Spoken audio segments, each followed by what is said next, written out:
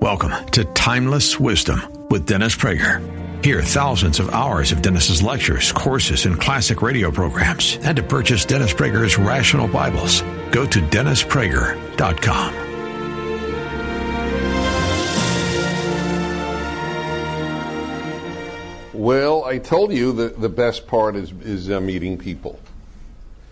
Because the best part of life is people. That's at least my view.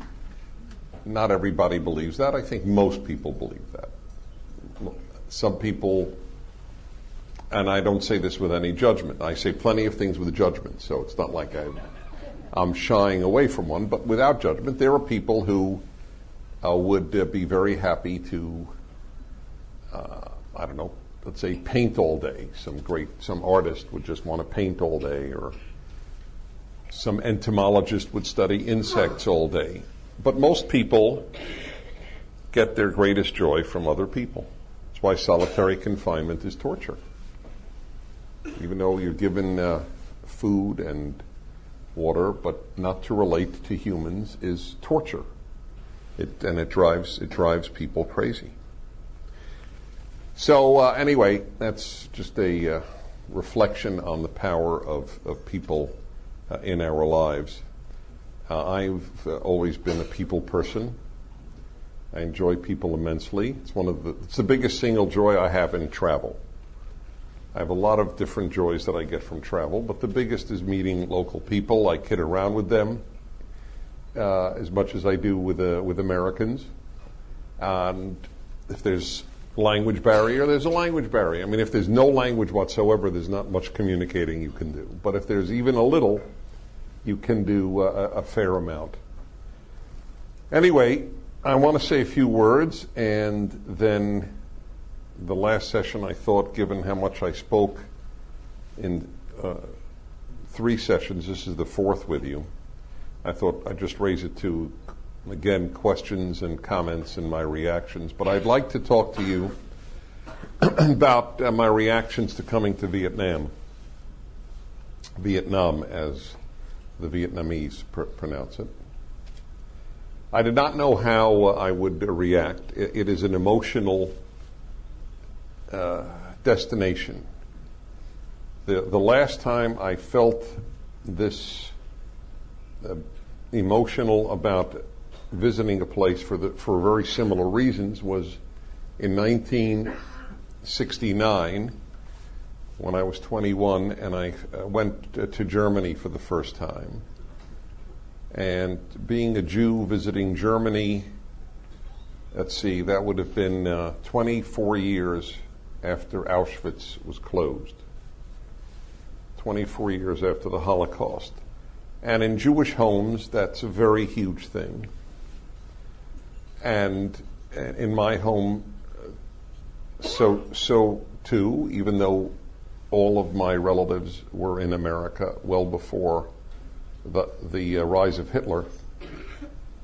But it was huge. I lived in a family that, like many Jews, would not buy a Volkswagen or any German good in a sort of protest against what happened. Not sort of, in a protest against what happened. My parents were not thrilled that I visited Germany. Very unthrilled that I had a German girlfriend. And which is why I kept visiting Germany after I visited it the first time. And it was very difficult for me because I would look at people of my parents' generation in Germany, and think the obvious. What were you doing 20 years ago, or 25 years ago? I wrote a piece for a Jewish magazine at the time, explaining why I felt that it was all right or appropriate for a Jew to visit Germany at that time. And what I did was I pointed out, under Jewish law, you're not responsible for your behavior under the age of 13 years of age. So by the end of the war, if you were 13, and that's the minimum, you would think. So 13, that means they were born in 1932. So I said, look, by Jewish law, I can't hold any German responsible who who was born after 1932. This was 1969. That meant 37 years of age. There was no possible way to blame, and really 40, because someone 15 at the end of the war who grew up in the Hitler Youth, what am I going to say? So, and nor could I say that every German over 40 is guilty. It's obviously also silly. And so, under those guidelines, I went to Germany, and I also went to Poland and all of Eastern Europe. I visited Auschwitz with a Soviet tourist group. It was a time when nobody in the West went to Auschwitz because nobody went to communist Poland.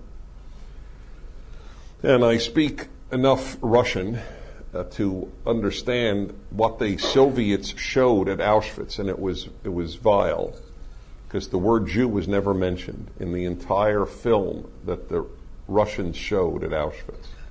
Instead, they spoke of millions, I'll never forget, жертвы фашизма, victims of fascism, because there was a political thing. We communists are great, the fascists are the ones who were mass murderers. So anyway, I've encountered this feeling of going to a place that I have problems in its history before. And so coming here, it should be easier because it's so many more years later. 1975, the U.S. left Vietnam. And so 75 from now is 36 years. So 36 is a lot more than 24. But I have an added emotional issue that's personal in coming here. And that is that I didn't serve, that I got out through student deferments and, just was able to, however it worked, I didn't serve. And it's always sat with me as a problem. It sat with me as a problem even then, and it caused me to oppose the war, even though I hated communism in college as well. I knew it is the same as Nazism. And so when I would attend a rally, so why would I attend a rally against the war? Because in my way, I just couldn't live with myself. I'm not there and I'm supporting the war. Well, if you support a war and you can fight there, then go and fight there. It's not important whether I was right or wrong on any of this. My thinking, my logic, my not being there, my yes being there, it's not, the point is that's what I felt. So I therefore went from support to the war to opposition, and I also believed that we couldn't win. In retrospect, I was dead wrong. We did win. And we then killed ourselves politically. It's a terrible story. And so I've always felt this, that I should have been there in some way. 56,000 of my peers, my generation died here.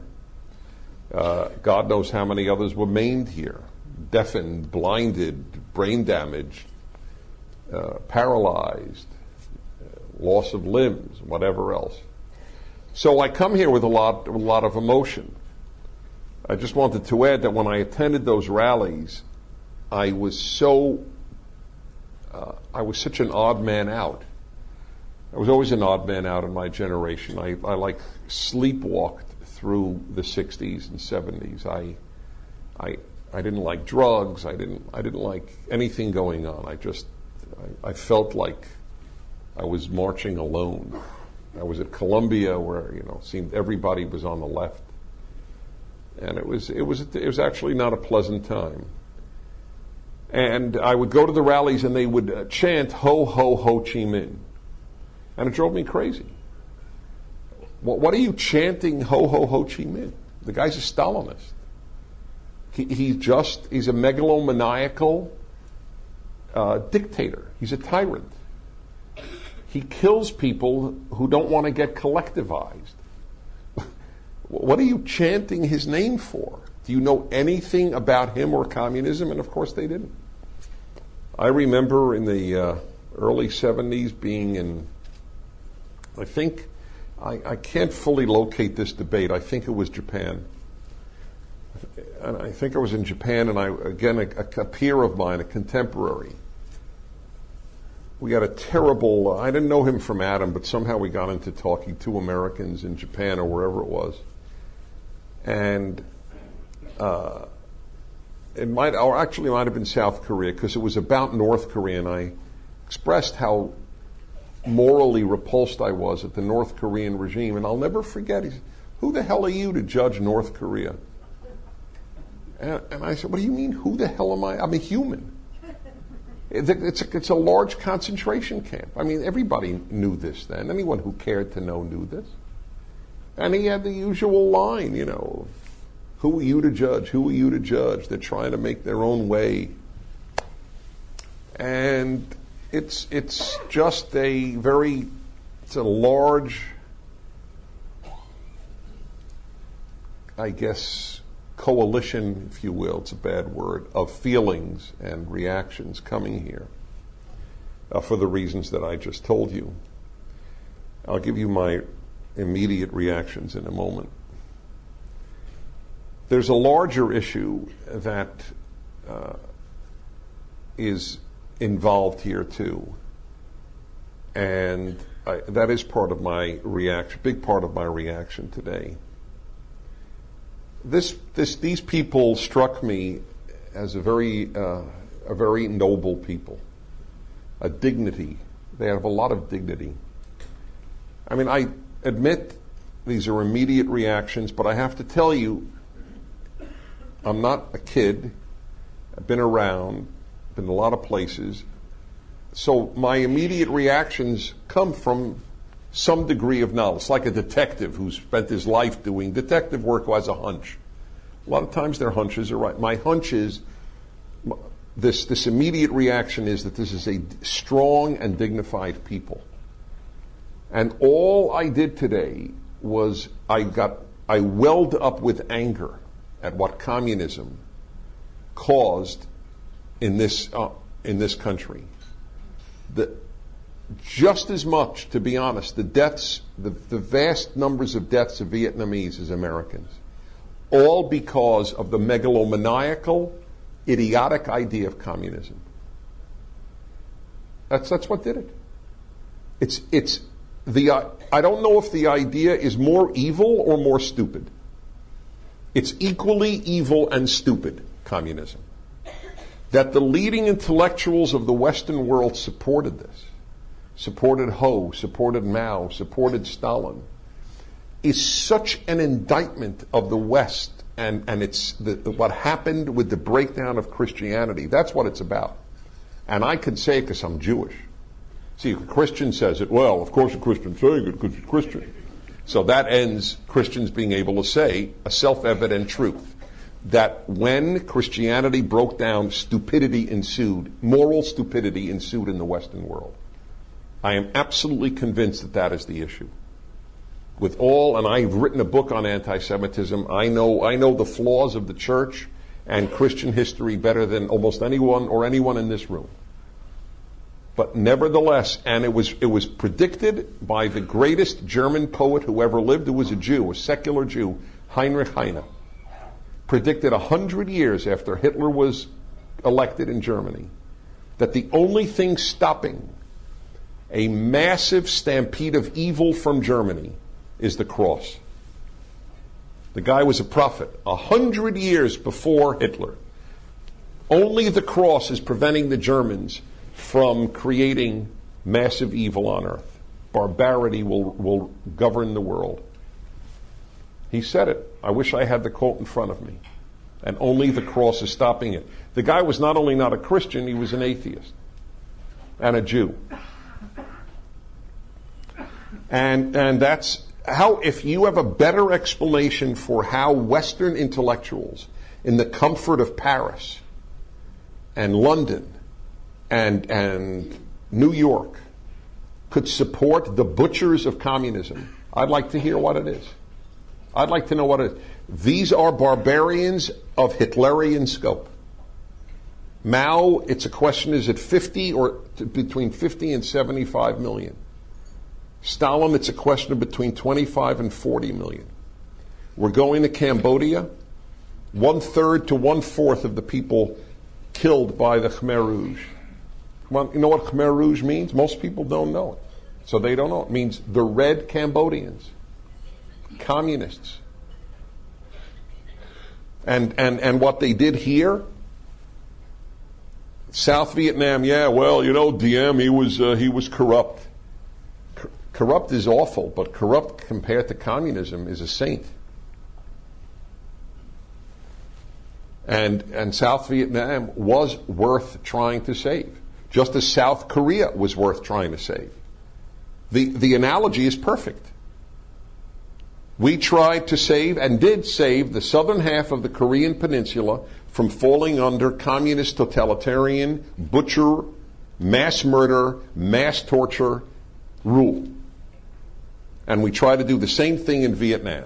And the left in America prevented it, and the left in Vietnam prevented it. That's it. The moral record of the left is despicable. And I am filled with rage as I visit this place. Ho, ho, Ho Chi Minh. This beautiful people, this noble, decent people, put to as cannon fodder for scummy ideas from Westerners. All came from the West. All came. Pol Pot studied in the Sorbonne. The man who did the communist genocide in Cambodia studied in the Sorbonne. All these folks had Western, almost all of them had Western education or got influenced by Western stupid ideas developed by a guy sitting in the London Library his whole life and never worked a day in his life and told the proletariat of the world how to live, named Karl Marx. I was telling my wife asked me when we were talking about this earlier, how would Marx react if he knew what was done? All the staggering amount of slaughter done in the name of Marxism. So I told her I have no idea. I have no idea. But one can't know. But I do know the old Soviet joke that Marx is resurrected, sees all the staggering slaughter done by Marxists, is given a microphone to talk on world radio. It says, "Workers of the world, forgive me." That's the joke. That was the Soviet joke, that Marx is resurrected, and instead of "workers of the world, unite, you have nothing to lose but your chains," says, "Workers of the world, forgive me." I don't know. God knows, only God knows what Marx would have said. I don't care. It doesn't mean anything. So you just look at the wasted lives, and sure enough, 35 years later, what do they have? Free market, basically capitalism here, with a bunch of political hacks running the place, and with their I don't know a word of Vietnamese, but I'm sure you saw the red signs with hammers and sickles, stupid signs, probably telling them that the glorious party Congress is meeting next month, like the average Vietnamese gives a damn about these maniacs who run the Vietnamese Communist Party. They're all whacked out in self-interest. That's all they are.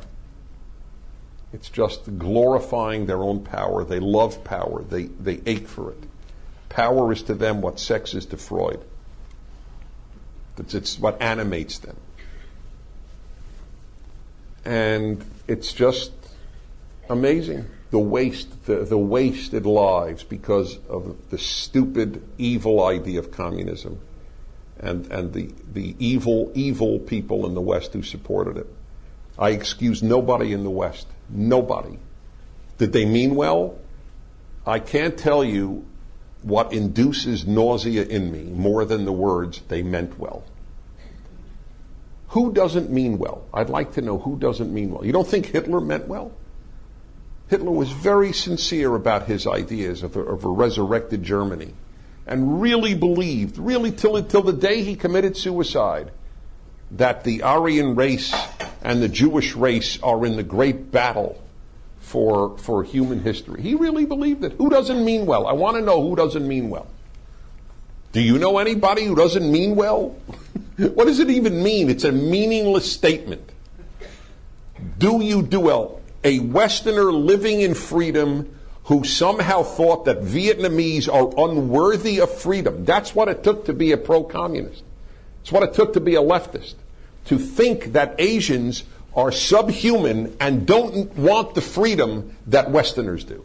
That's what it really, really, really was. It's profoundly racist. We want freedom in France. We want freedom in Britain. We want freedom in America.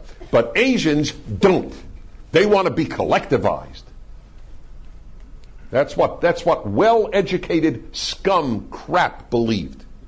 And yeah, I'm angry. I am angry. The staggering number of lives wasted for the intellectual idea that succeeded Christianity in the West. You see, folks, people will believe something, and if they don't believe in Christianity, they'll believe in something else. There is no such thing as believing in nothing. It doesn't exist. Never did. People will believe that the world is on the back of a turtle, but they'll believe something. And with the death of the Judeo-Christian value system in America and in the West, something will come in its place. And many things do come in its place. Like Mother Earth, Goddess Earth. So that's what I think when I come here. And I just fell in love with these people. I didn't expect to. And the dignity, as I said, it just really took my breath away. And to think that communism was good for these people, why would it be good for them? It's not good. What kind of mind thinks it would have been good for them? It's so demeaning. Even the signs are demeaning. I took pictures of happy. Because I'm so used to communist propaganda, I could recite it in my sleep, so I know exactly which pictures were communist propaganda. So I took some of these pictures. They have the happy peasant putting in a ballot. Right? They're always happy. Right? They're big smiles.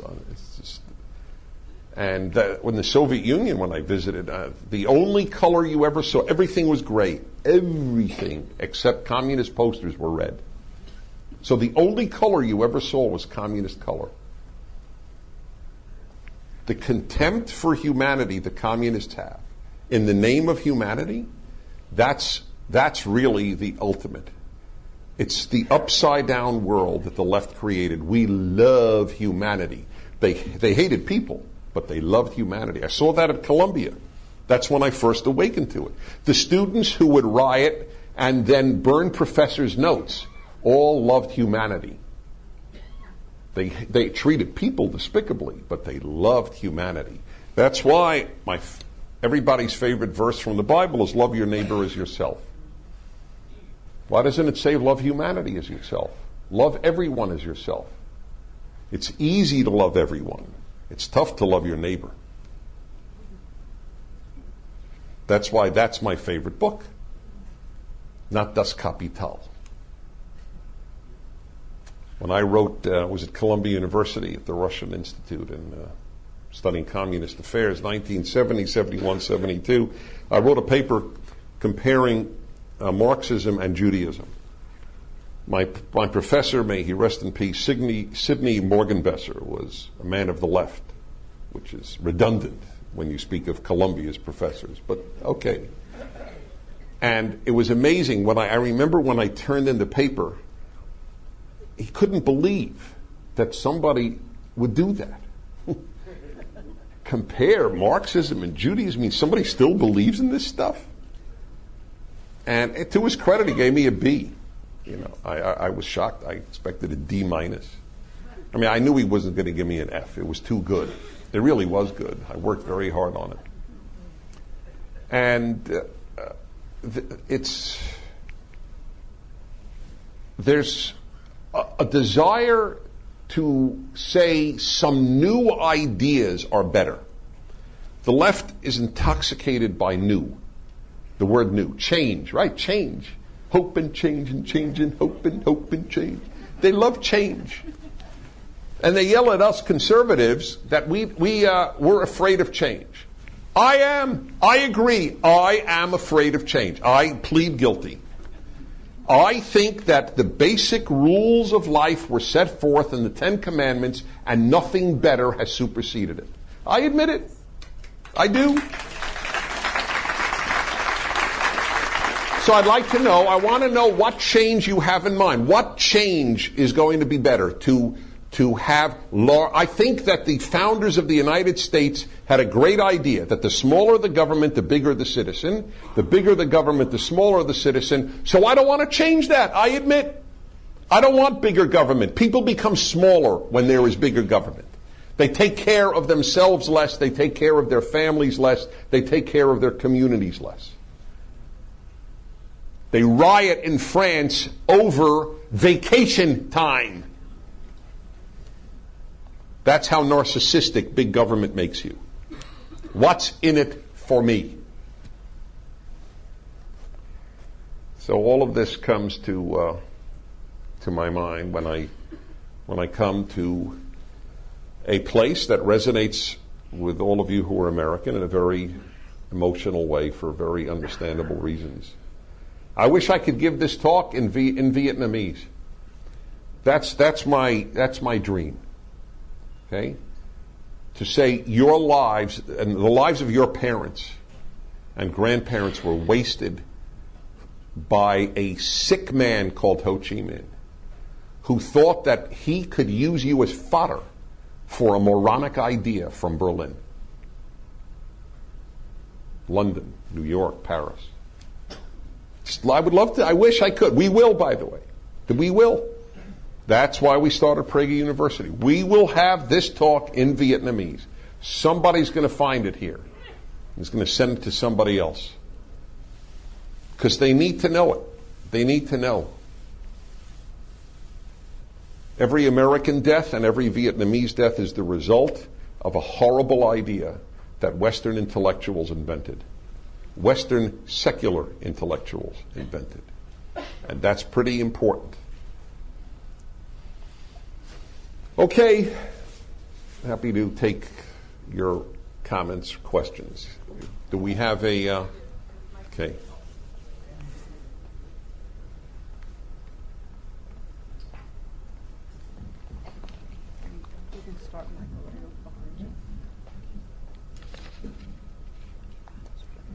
Dennis, I like to think positive.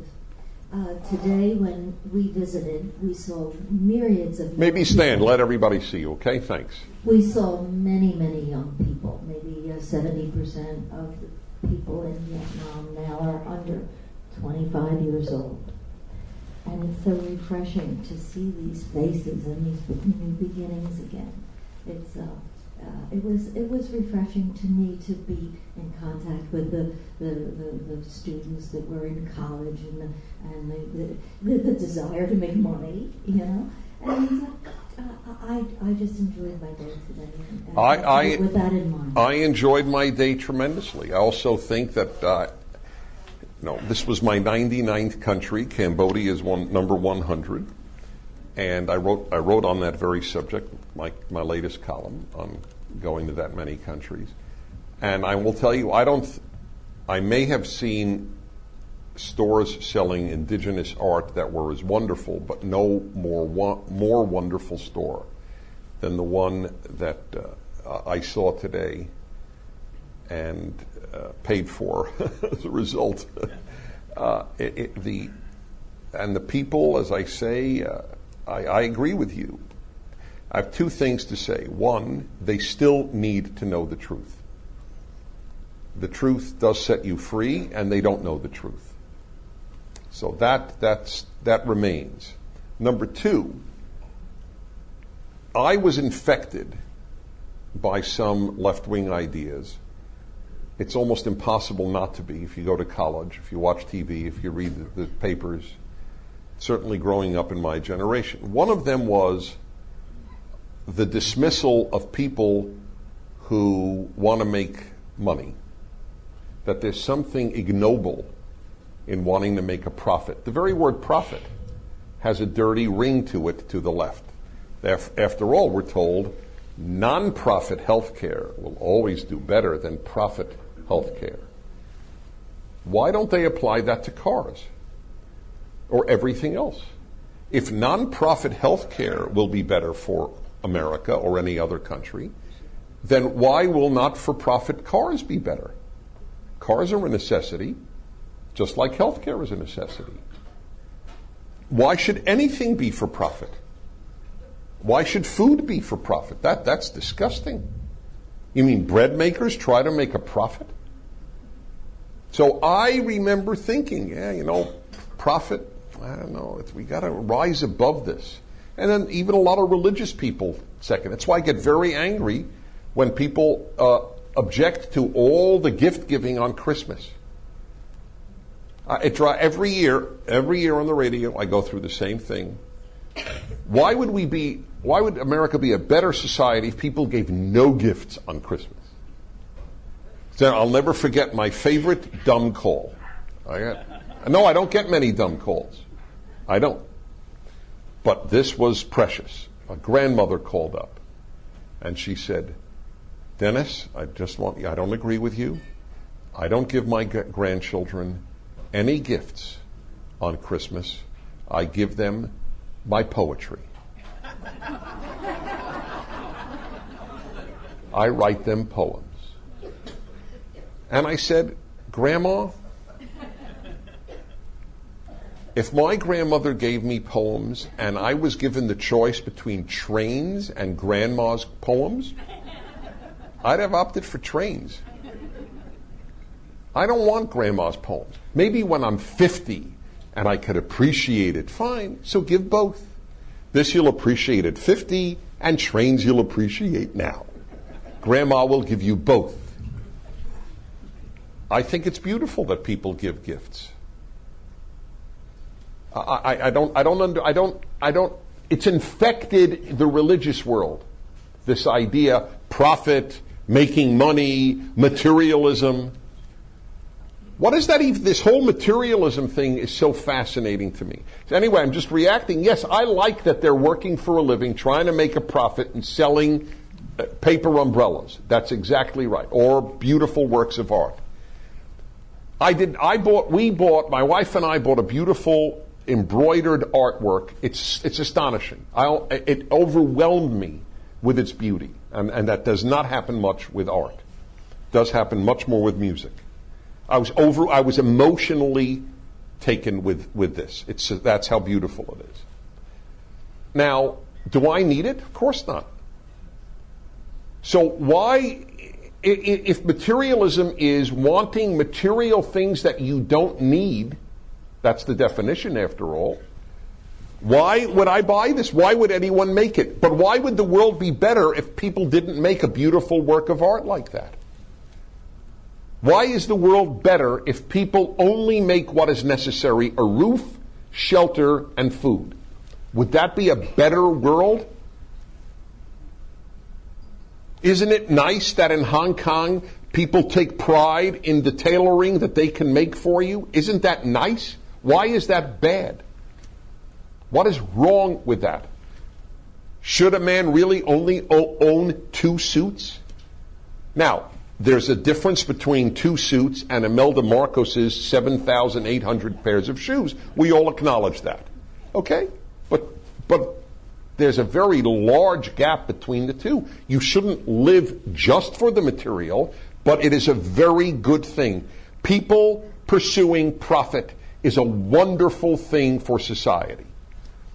If they pursue profit, they won't pursue war, because they're going to pursue something. So I'm with you on that, but they don't know the truth, and I want them to know the truth. When we saw at the same store, in some corner, some nicely done embroidery of Uncle Ho, sitting like a poor man, doing his homework for the masses. I wanted to throw up, frankly. It's just, but there weren't many people clamoring to buy it. Let me just say, it was the least busy section of the store. On a different subject, Dennis, I've enjoyed the cruise by virtue of not paying attention to world events, but given what's going on in Egypt, I would really love your take on what we may expect and what you're expecting. Well, I do have to follow the world events. I can't come back on the radio Monday and say, what? You're kidding. Yeah, no, get out of here. Tell me more. So, and you can't catch up. You have to watch it in real time to really get an idea. So I've had to follow every day. I spend about an hour and a half on the internet getting the information. I have to, and it's so fascinating to me. Frankly, I'm actually happy that I was off these 2 weeks. These only 2 weeks of the year I take off, and I'm actually happy. Nobody has anything more intelligent than anybody else to say. We don't have a clue where this will go. I pray it goes well. I can just tell you this. There are a lot of competing ideas here. First, I will say, because I am fair, I try to be fair before anything else, the president was in a very difficult position. On the one hand, Mubarak is our ally. On the other hand, you don't want to get left behind the 8 ball with a massive uprising starting in the Arab world with Tunisia, spreading to Egypt, and we're still saying, let's keep the old guard in. So he is in a difficult position. Having said that, there is an overriding issue for me, and that is that if you are a friend of the United States, you get rewarded by the United States. Doesn't mean that we cannot do all sorts of things in favor of all sorts of improvements that could take place in Egypt and elsewhere. But we have banked on a man who, with all his flaws, and I'm not a big fan of his, has kept Egypt out of war for 30 years. And I don't know if his successors will. Some very intelligent people writing on this issue, including an Arab, an Egyptian, who writes for the Wall Street Journal from Egypt, and he can't write because there was no internet, so he dictated it to the Wall Street Journal by phone, said he only sees gloom. He says the people in the streets are not Jeffersons and Madisons.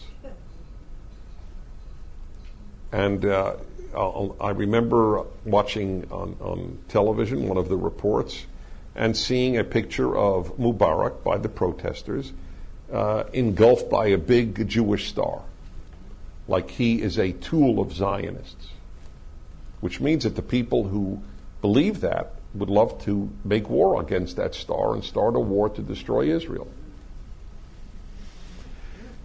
On the other hand, there's a constant on the other hand. That's why nobody knows. We just don't know. I would like him to stay in power till the elections of this fall, that there be reforms, but it's not like there is a Jeffersonian, Madisonian generation that is awaiting parliamentary democracy and freedom of other religions. I mean, Coptic Christians are killed and beaten routinely in Egypt. And it doesn't seem to be a huge outcry by the masses of people who are in Tahrir Square against killing Copts. Don't know any Egyptian demonstrations against killing Christians in Egypt.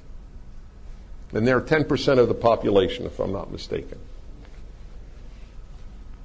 So I don't know. Nobody knows.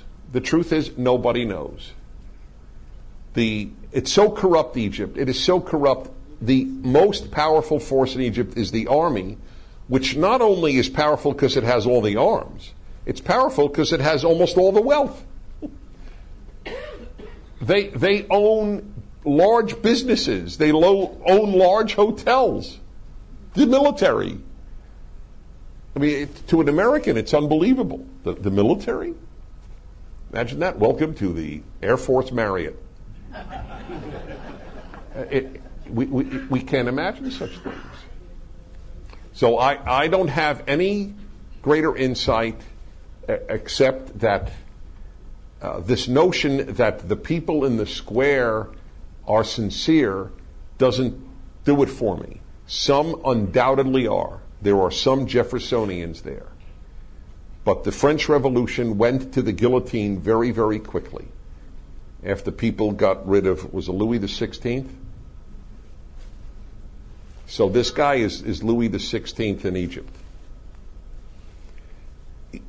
You know, they got rid of the Shah, and it was welcomed by the West. Oh, the Shah, you know, dictator, the Shah, dictator, the Shah.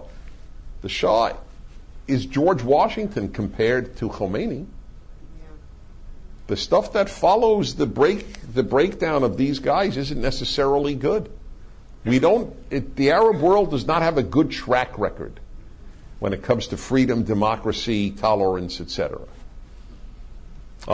Then you want another hand. Here's on the other hand, that the Muslim Brotherhood, the single largest organized party outside of Mubarak's party, has announced that it is not interested in creating an Islamist Egypt like Iran, and it doesn't want Iran's support.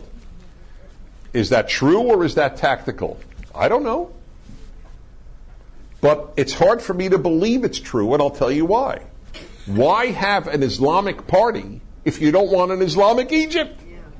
This is not, rocket science. Yes, we have an Islamist party, but we don't want an Islamist Egypt.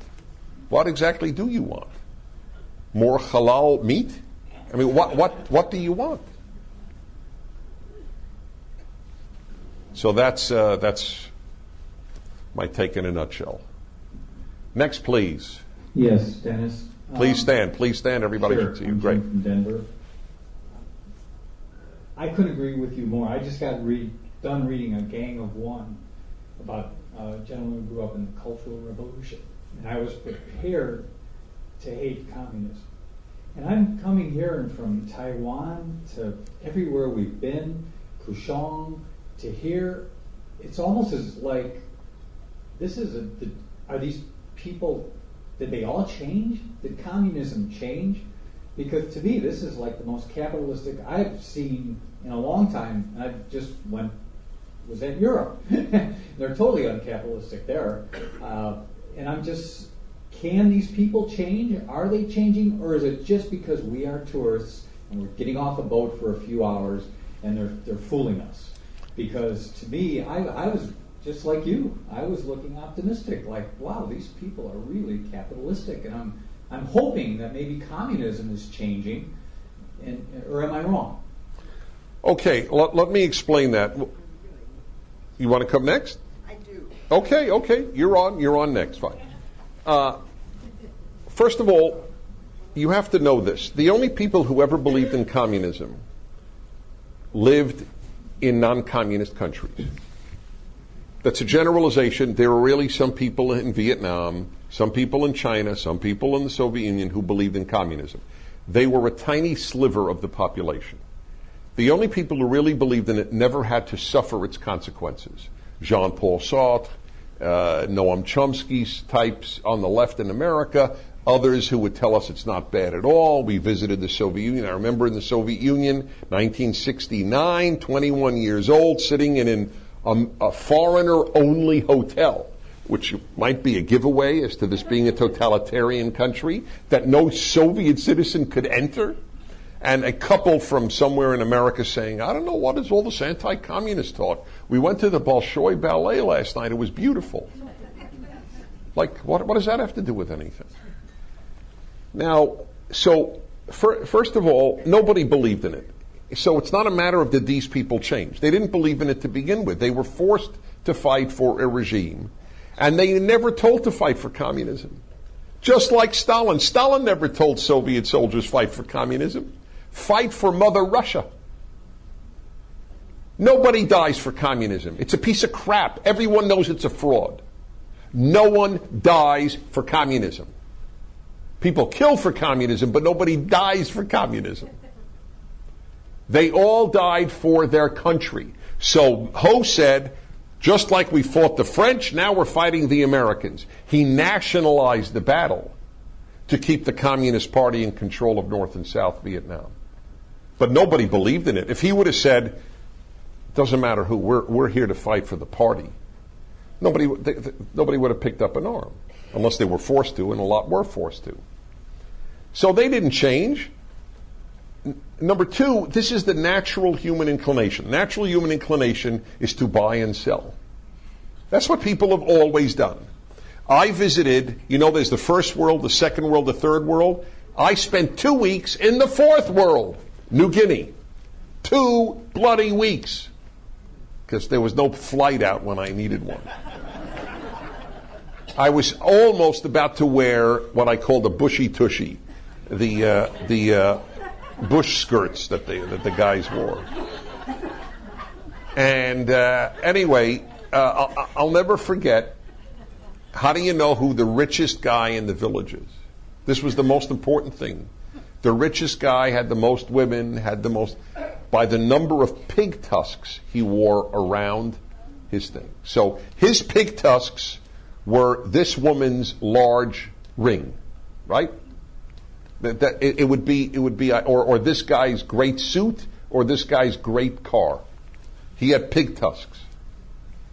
And this is human condition. You buy, you sell, you buy. The human being is an economic animal, and that's wonderful. It's a wonderful thing. And if allowed, with obvious, you have to protect people against botulism in restaurants, but if allowed to be free, what people do is, the others determine what you will sell. It's almost built-in altruism. You want this, then I'll make this. You don't want this, I don't make this. And whenever I go into a store in the United States and I meet young people who are there, have a nice day, may I help you? I think God bless capitalism. It's again a left-wing thing. Well, it's not sincere. So what? So what? I am very happy to be insincerely treated nicely. I want that on the record. Okay, you get a microphone here. Can we? Loud voice. All right, you'll have to use your loud. What? She doesn't need one? No. You know her? Michael, thank you. Michael, thank you. Yeah, thank you. My name is Alex, and I was here 5 years ago to Vietnam also, and I was really dismayed at the fact the Communist Party is still running the country. And today I went on a tour, and I heard about the communists owning the rice fields, the communists owning the land, Communist Party owning the land, and then they can build their house on it. The wealthy houses we see are Communist Party houses. Answer me that. There's nothing to answer. That's probably true. True. Yeah. It just really, right. I went through what you went through because these people were killed. Our people were killed. And we're back. Hanoi is still right. They all died to give these frauds nice houses. That's correct. That's what I said. That's why I want them to know the truth. That's exactly right. That's communist great achievement is massive death so that the Communist Party leaders can have orgies. Yes, I'm Alice from Newport Beach. Where are they? Yeah, hi.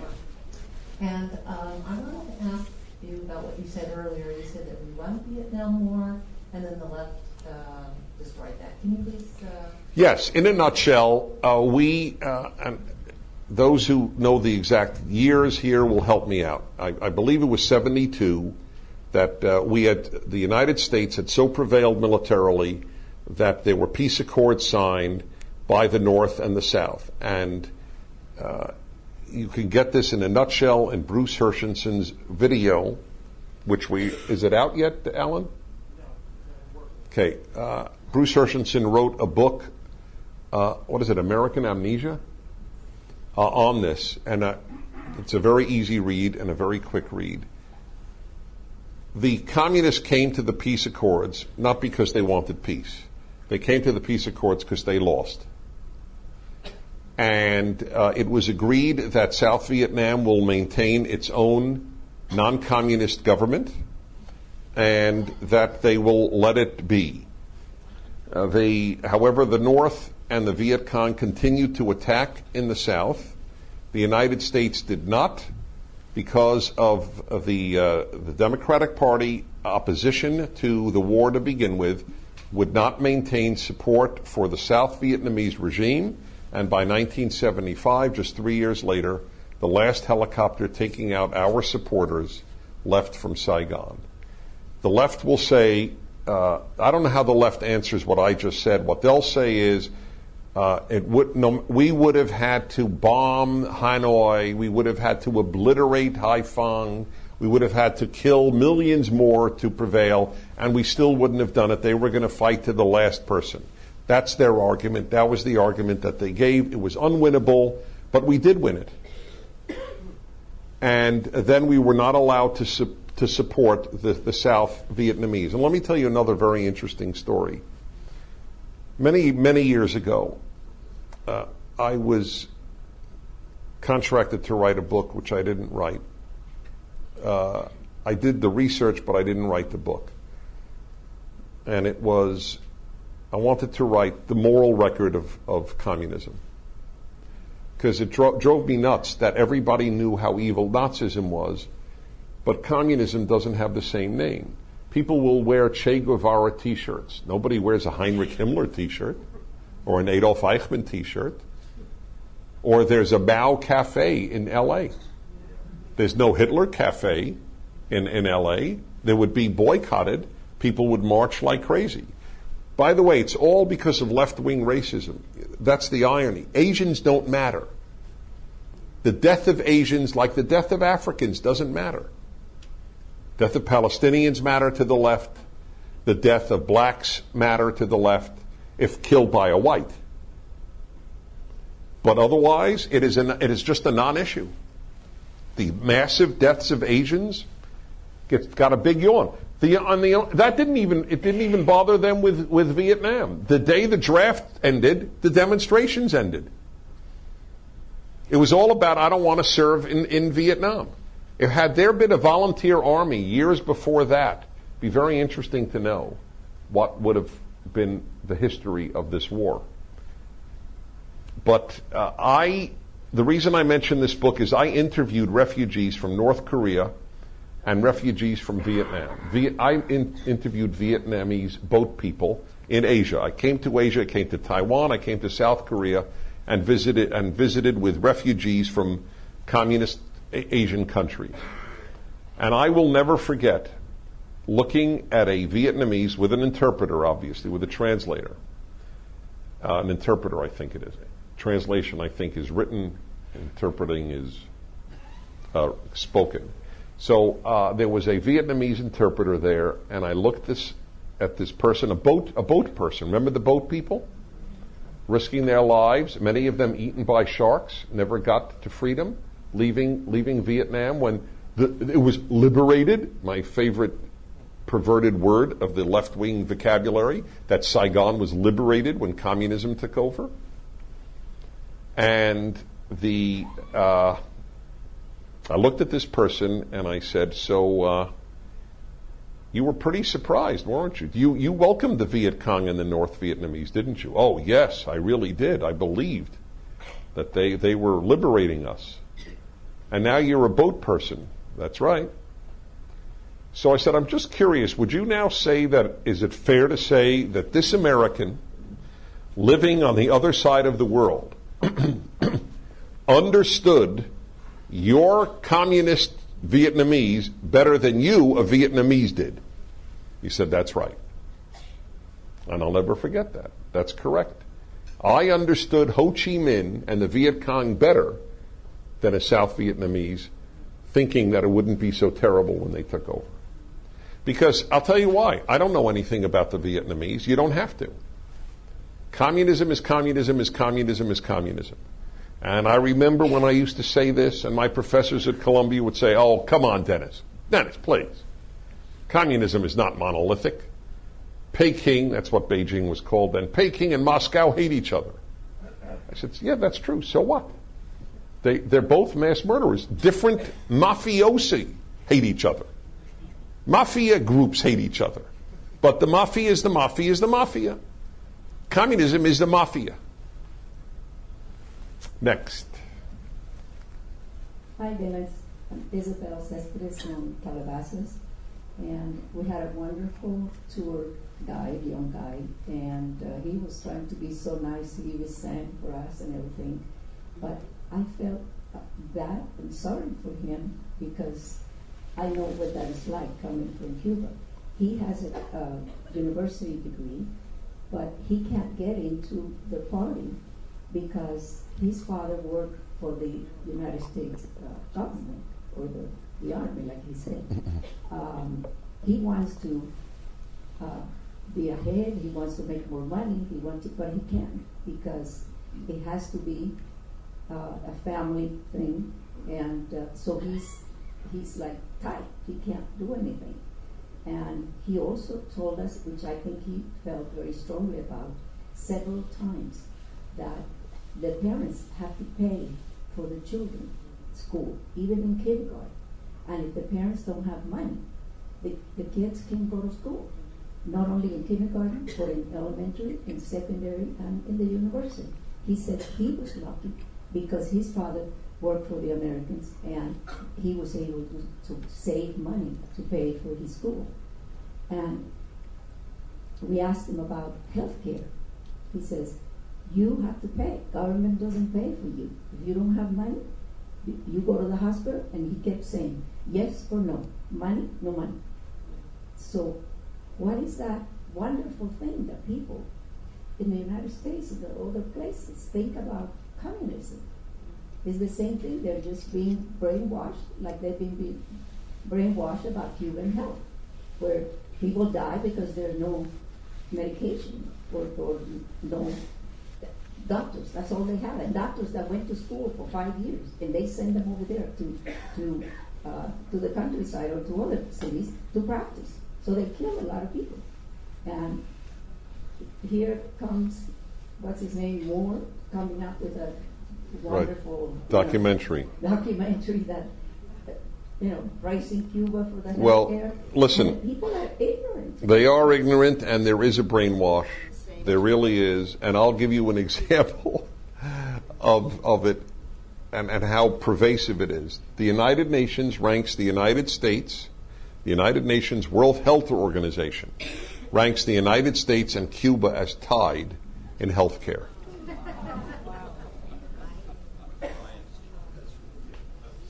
Yep. Don't you know a lot of world leaders who fly to Havana for open heart surgery? I just can't believe you didn't know that. I thought they go to Cleveland, to the Cleveland. I was wrong. Cleveland, Cuba.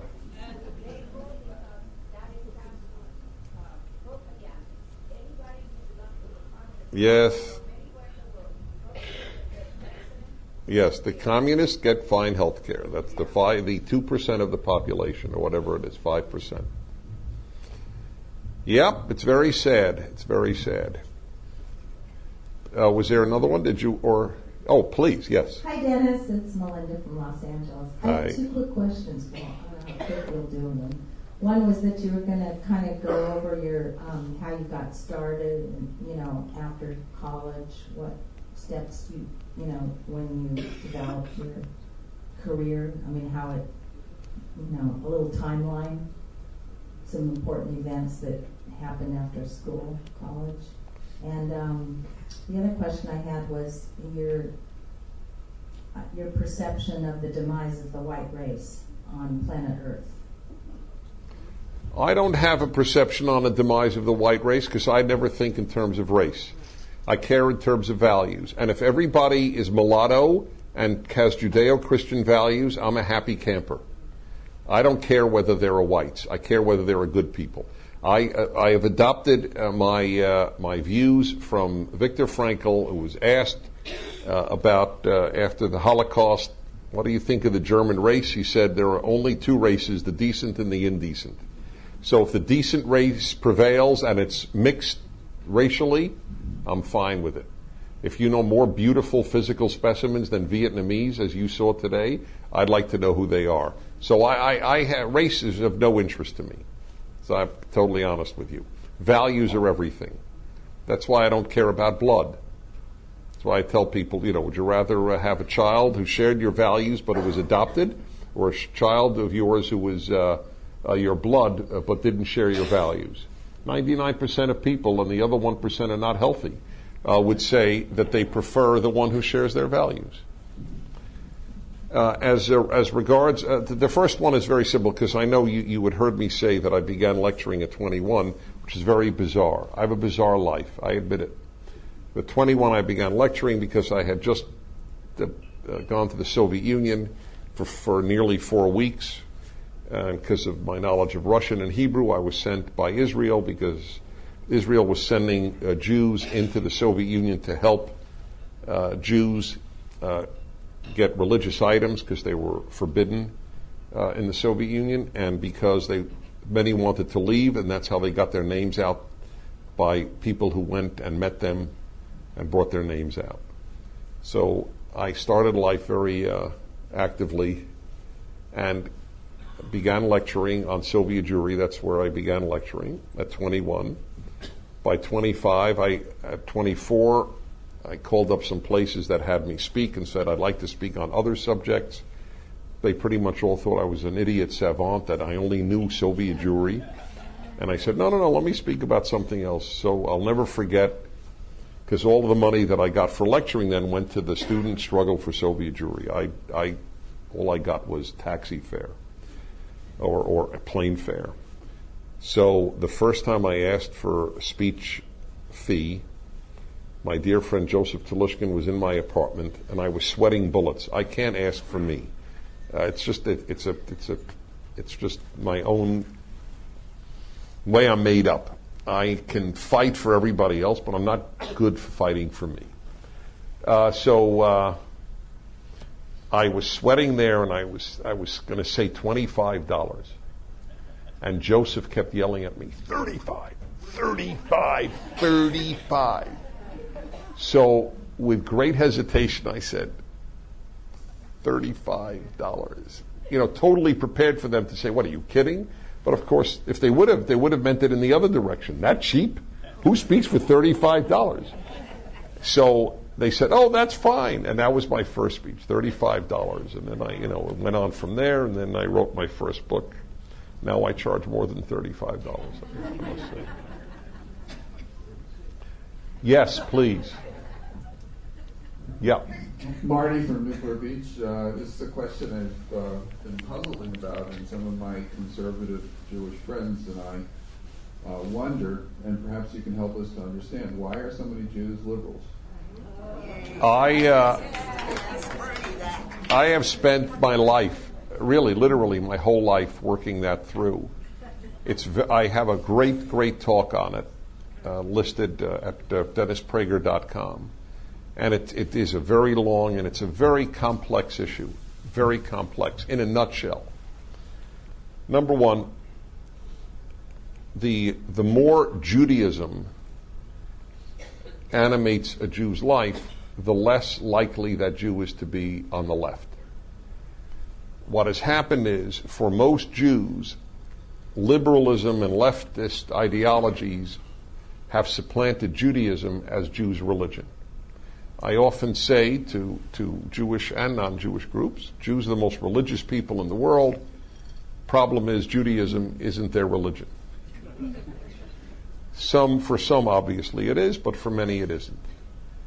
So the conviction that a Jewish liberal brings to liberalism, it's a form of secular messianism. They translated Jewish messianism. The Christians here know the power of the messianic idea. It's even more powerful in Christianity. but it was taken obviously from Jews. Jews believed it. Jesus is a Jew. The apostles are Jews. And the messianic idea is a very powerful one. They're not the same exact ideas in Judaism and Christianity, but it doesn't matter. They're still very powerful. So Jews believed that God would send the Messiah, and then the world would be better, good, no persecution. The lion will lie down with the lamb. And what secular Jews did was take the messianic idea and apply it to leftism, so that the lion will lie with the lamb in a utopia that we will make, not God. God is not necessary. Man will make utopia. But of course, man makes dystopia, the opposite of utopia. And all attempts to make utopia have ended up with hell on earth. All. See, capitalism, conservatism accepts the fact that we will not have utopia. God may bring it, but we won't. So we therefore are happy when people aren't slaughtering each other in the streets. And we look at the United States, the conservative says, greatest country that was ever devised. The left looks at the country and it sees it like a proctologist sees you through the anal cavity. Because we compare America, the conservative compares America to other societies. The left compares America to utopia. Compared to utopia, everybody stinks, everything stinks. Racist, homophobic, xenophobic, intolerant, bigoted, etc. So the Jew bought a new utopia. And why did Jews particularly buy a new utopian idea? Because they suffered so much. And so they made a new dream. The new dream, we got to get out of this suffering. Everywhere we go, Jews were terribly treated in Christian Europe. Jews were terribly treated, obviously, by the Nazis. And so, without religion and without nationalism, we will have a utopia for Jews. Because Hitler is the nationalist, the church is the religionist, orthodoxy held no appeal to them within Judaism, so they said, our salvation, human salvation, will come from dropping national identities and from dropping God. Then humans will unite because we are all one and we love Mother Earth. And so that, in a nutshell, that is why it's very hard to dislodge almost anybody on the left, Jews or non-Jews. Remember, there are most leftists are not Jewish. Let's be honest. Michael Moore is not Jewish. Harry Reid is not Jewish. Nancy Pelosi is not Jewish. But Jews are disproportionately involved. But the vast majority who have bought these ideas, which came from Europe in the 19th century, that's how leftism came to America. From German universities, through the university system in the 19th century. And moved on from there. Woodrow Wilson, the first great progressive like that, and then on to Franklin D. Roosevelt, who was not Jewish either, and from there. Gradually, inroads are being made in Jewish life. It's gradual, but it is being made. The Republican Jewish Coalition is larger and larger each year, but it is very hard because it's felt with religion, and also Jews attend college more than any other group proportionately, and college is a left-wing factory. Yep. Hi, Dennis. Ernie Jerome from Nanaimo, British Columbia. Hi. In his State of the Union address, President Obama spoke of the need of another Sputnik moment and the need for renewed emphasis on education in American schools. But I get the impression that all that he'll be satisfied with, and the NEA will be satisfied with, just pushing more bodies through grade 12 graduation, regardless of whether they can read or write well when they graduate, and getting more bums in seats in the universities, regardless of whether they're studying technology or women's studies. So your thoughts on whether you think Obama whether he really sees where the emphasis needs to be in education? You want a Sputnik moment in education, you shut down the Department of Education. You know, it's really, I want you to all, when you get home, I want you to read letters from soldiers in the Civil War back home. Almost none of them went past 8th grade. Virtually none. They are Shakespearean compared to what a college, I taught at college. It's astonishing what they knew in 8th grade in the 19th century compared to a college freshman today. And a new study came out. University of Chicago put out this study. First 2 years, they virtually learn nothing. They basically get drunk, which, by the way, I'm in favor of. I just want to say, I don't drink, but the reason I'm in favor of it is, at least if they're drunk, they don't hear what the professors say. So there is, it's a dark advantage, but it's an advantage nevertheless. But it is a wasteland. You can document, it is almost perfect graph. Department of Education created by Jimmy Carter, and American education starts to deteriorate. It's a graph. Just one goes up and one goes down. What do we need it for? Again, change. This was all belief in change. We didn't need a change. Teach them reading, writing, and arithmetic. It worked. Why did you need to change it? I learned to diagram sentences. The average kid today does not know what an adverb is, let alone can diagram a sentence. Does not know what an ask your kids, what's an adverb? Your kid, if your kid is at a distinguished university, ask your kid what's an adverb. What needed to change? I don't understand. Memorize? It's a good thing. Whatever I memorized has come back to be an advantage in my life. Everything that I memorized has been worth it later in life. But they're just a bunch of turkeys, or parakeets or parrots. Yes, that's correct. What do you expect them to be in 8th grade? New thinkers? I don't want new thinkers. They could be new thinkers once they know something. But first you have to know something to be a new thinker. So, yes, I would know he had a Sputnik moment if he said, I had a Sputnik moment and we're closing down, saving $85 billion a year and improving American education without a Department of Education. Then I'd know he meant it. Glenn Morrow from Huntington Beach, and I wanted to talk about communism and actually Egypt at the same time. You painted a very gloomy picture of Egypt, and I agree with that, and you stated you didn't have much hope. Due to the recent happenings in November, I wanted to know if you had more hope for Egypt or California.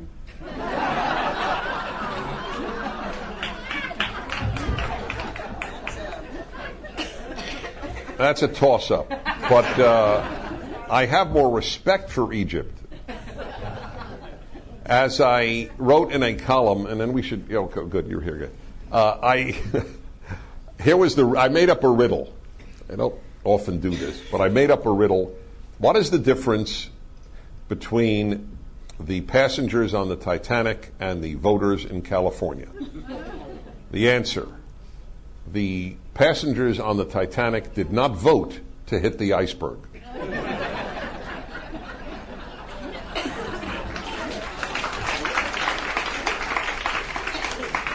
Yes. That's why you should listen to the show every day. You would have heard that the first time.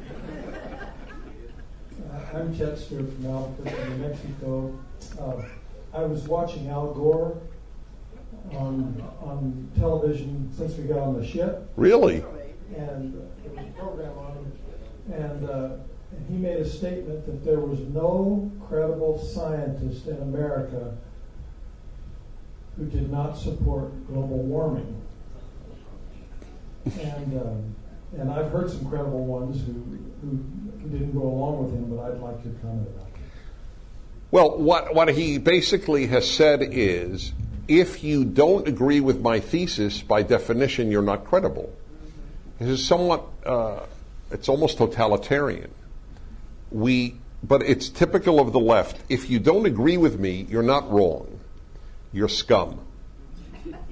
It's a very big difference. We think they're wrong. They think we're scum. That's, by the way, that helps them stay on the left, because they don't think it through. They feel it through. And therefore, opponents have to be lowlifes. So any scientist who actually said, I'm not sure that carbon dioxide emissions are creating this heat that will destroy much of the planet. I just don't think so. As one Nobel laureate physicist recently wrote, said, I don't think the human being can even affect the weather. It is so enormously complex and so much bigger than us, we really can't do anything. Richard Lindzen is the leading climatologist in the United States. He's a professor at MIT. He was on my show a few times. He doesn't believe this scenario. Is Richard Lindzen not a credible scientist? And the answer is yes. To the left, he is not.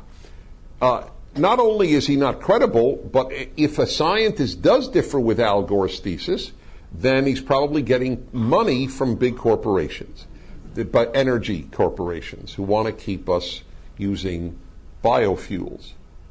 So they're not corrupt because they get billions of government money, but our guys are corrupt if they get corporate money.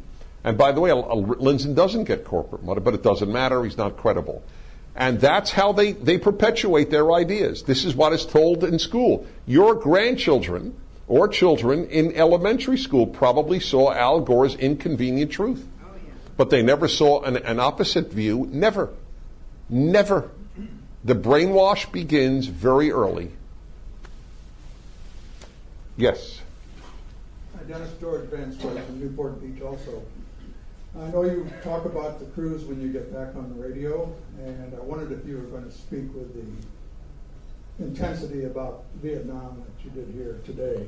And secondly, some time ago, I don't know whether I read or heard it, but there was an unwritten agreement between Israel and Egypt that if Egypt attacked Israel, that the Aswan Dam would be history along with most of Egypt.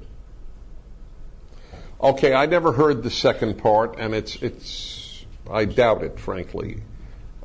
It's not something I think Israel would do, but Israel is the only country in the world whose existence is threatened. And so if it has made draconian threats to Egypt, and they have to, then they have to. As for the first, yes, I will speak with the same intensity about this subject when I get back on the air. I am not known for non-intense moments on the air. I'm known for a lot of fun moments, but I also have intense moments. This will be one of them. Yes. Dennis Pine. Before I came, I went to the hospital where my wife works in Redlands, California, and met a doctor there named Dr. Lee. And I couldn't understand how communism could have such a chokehold on the people. And he explained to me that in every community, there's one household that keeps track of 12 households. And they know everybody that's there that day. In North Korea, or what? What is he? In Vietnam. In Vietnam. Oh, he's Chinese. Okay. He's Vietnamese, but he's what? Vietnamese. Well, no, but he's a Chinese Vietnamese, because Lee is a Chinese name. You got me there. Okay. No, it's all right. I don't know. But anyway, I was just enthralled with the story that he told me. Yeah. Because he tried to get out of Vietnam as a boat person, and of course he explained that the penalty is 3 years in prison. Of course, if you were the organizer, then it's 10 years in prison. He was in prison when he was captured trying to leave the country. He spent the first 7 months in a building, in a room maybe this size. 2 windows, 1 bathroom, 250 men. He left twice in that 7 months, each time when they took him out to interrogate him. And when he got done, he was supposed to spend the remainder of his 3 years in a work camp, but his father-in-law paid a bribe, and he was released. But, he said that he would never come back. Yeah. Well, I don't blame him, and that is exactly how it operates. In the Soviet Union, there were people who sat on each floor of an apartment building to see what guests came to people's apartments. When I met with dissidents, I lost 18 pounds in 4 weeks. It's the totalitarian diet, if you ever want to try it. It works because all you do is walk. Because anytime I met a dissident, they would never allow me to stand and talk with them. We had to talk while walking. Because if it would elicit attention being seen with a Westerner. So you say, well, how do they know I'm a Westerner? I look Russian. I don't look any different from a Russian, because of the way I dressed. It was immediately known that I was not Russian. Sometimes they thought, because I spoke Russian with an accent, they sometimes thought I was a Latvian, which I was very complimented by. Dennis the Latvian. Yes. Hi, Dennis. My name is Chaim from Los Angeles. I'd like to know, a couple of days ago we spoke about marriage and divorce. And what do you think about interfaith marriage between childbearing couples? So that's a very important additive, obviously, where they will have children. I have said many, many times on the air and elsewhere, the more that every one of you will agree with this. This is not anything new or profound or original. The more that a couple have in common, the better. I mean, that's just a given. It has enough challenges, marriage, that the more you share, the better. So that's one. Number two, all people in all religions who believe in their religion believe that it is best to marry someone of the same faith, because you want to build a home in the religion you care about. And it's a lot easier to build that home with somebody of the same faith.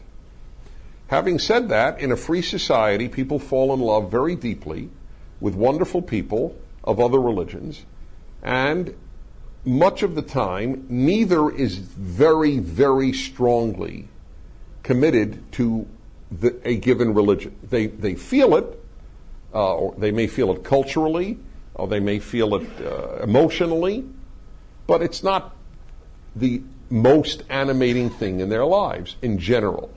So they really think that it can work. I know a couple wherein she is,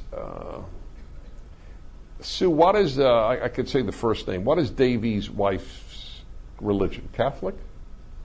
Where's Sue? Sue here? She's Catholic? Okay. So we know a wonderful, wonderful young couple. He's Jewish. She is a Catholic. And I guess Catholicism is a drop more significant to her than Judaism is to him, but it's not completely insignificant to him, and Catholicism is not completely insignificant to her. We attended their wedding. We loved this couple. And I think that they will have to deal with the issue when a child comes. Do you baptize the child? Do you bar mitzvah the child? Do you send your child to Hebrew school? Do you send your child to Catholic school? Do you send your child to Hebrew school and Catholic school? Do you have Hanukkah and Christmas? Do you have Hanukkah one year and Christmas the next year? Do you have Christmas both?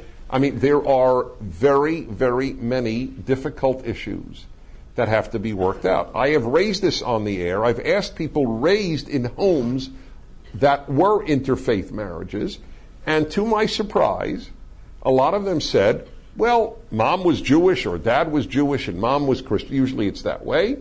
We're not counting Catholic and Protestant as an intermarriage for our sake here. And and they said, and I feel both. And what am I going to say? theologically you can't be, but if you feel it, what am I going to do? Deny your feelings? And so they feel committed, and then, I don't know, well, they raise their children. It's like the people who have hyphenated last names, right? So A hyphenated B marries A hyphenated B, okay, or marries C hyphenated D. So what do they think on? A hyphenated B hyphenated C hyphenated D? It becomes like some of those Spanish names, which take you about a minute to say, and then you know who they are. So I don't know. As a general rule, it's best that people. I don't give a hoot about interracial marriage, interethnic marriage. Interreligious marriage is a challenge if you want a religious home. Having said that, America is the land of innovation, and people work things out, and kids will. What I don't want is kids deprived of religion. That's a terrible deprivation. That I do feel strongly.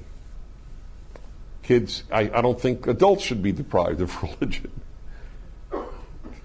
Okay, let's see. We have a couple of all right. So all right, we have more to show and to talk about. So is two more good? Okay. Dennis, my name is Avner Warno from Dallas, Texas. And my comment is being in morality is one of the pillars of the successful American experience. Does that give the United States the right to pursue evil around the world aggressively? So what's your thought about that? Well, give me an example of where U.S. pursues evil around the world, and then I could better answer you. Saddam Hussein. You mean removing Saddam Hussein was evil? Definitely. Okay, then you was evil. Okay, so then I don't quite follow the question. The question, if there is evil somewhere in the world, genocide, do we have the right to interfere? Oh, okay, I'm glad I had you clarify it. Fair enough. Do we have the right? If you mean the legal right, I don't know. If the legality is determined on these matters by the United Nations Security Council, and I'm serious, and it often is, then we don't. If the issue is moral obligation as opposed to legal right, I don't know. If you know that there is massive killing going on in a neighborhood near yours, do you have the right to stop it? I think you have the obligation to if you can. Does that mean the United States is obliged to stop all evils everywhere on earth? We can't. It's not possible. So you pick and choose, and good people can differ which evil to stop. But the notion that, well, we topple Saddam, but we let, Castro or the Chinese communists stay in power, is not an argument. It's like saying, you're fighting cancer, but there's still Lou Gehrig disease. Okay, give me a break. I'm working on cancer right now. So you do what you can do. And so the United States, what can be said is, and must be said, the United States is the only country to regularly shed its blood for the liberty of others. That makes America unique. That's an astonishing statement. The left has twisted it. Oh, it's not for liberty, it's for oil. It's for natural resources. So I always get them with this trick question. Okay, why did we fight the Korean War? 37,000 Americans died in Korea. No oil, no resources, nothing, man, nothing. Huh? The Hyundai. That's right, we died, that's it. We died for the Hyundai. That's exactly right. So that you know what the answer I always get? Including from an editor of the Atlantic magazine. Sorry, Dennis, I just don't know that much about the Korean War. It's on tape, folks. It's on tape. What's the final question? This has been Timeless Wisdom with Dennis Prager. Visit DennisPrager.com for thousands of hours of Dennis's lectures, courses, and classic radio programs, and to purchase Dennis Prager's Rational Bibles.